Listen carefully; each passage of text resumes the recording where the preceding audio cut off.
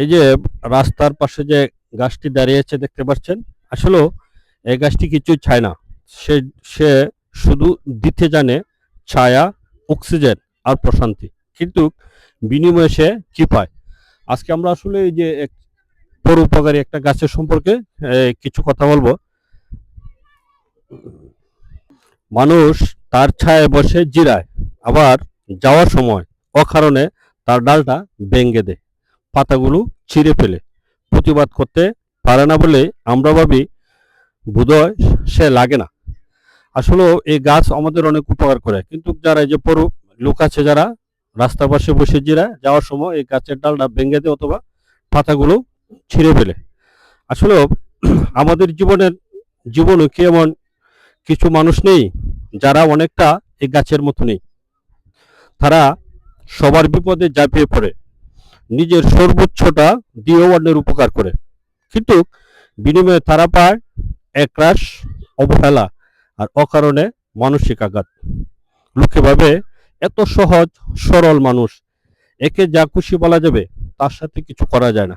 আসলে আমাদের সমাজে অনেক মানুষ আছে যারা এই গাছের মতো উপকার করে, মানুষ আঘাত করে, আসলে ওরা কিছু বলে না, কিন্তু অন্যরা বলে যে আসলে ওরা কিছুই জানে না।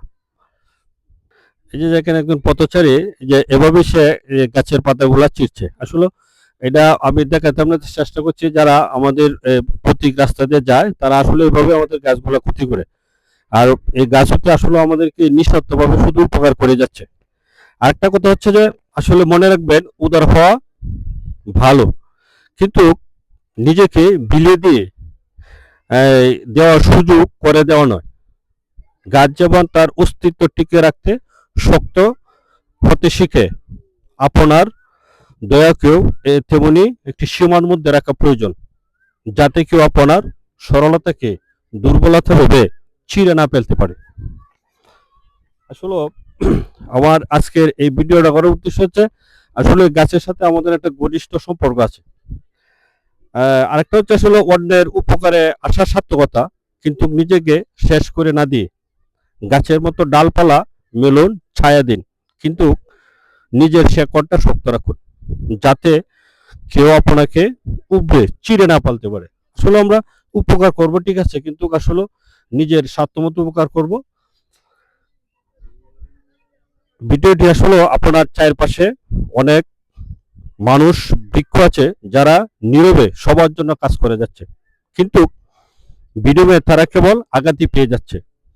আপনার একটি শেয়ার হয়তো সেই মানুষগুলোকে মনে করিয়ে দিবে যে তাদের ভালো কাজের মূল্য আছে। আমার চ্যানেলটির নাম হচ্ছে safa.com। আপনার এই পথ চলার সঙ্গী হতে চাই, আমার চ্যানেলটি সাবস্ক্রাইব করবেন এবং বেল আইকনটি চেপে ধরে আমার পরিবারের সদস্য হয়ে যাবেন, কারণ আপনার গল্পটি এখনো শেষ হয়ে যায়নি। ধন্যবাদ।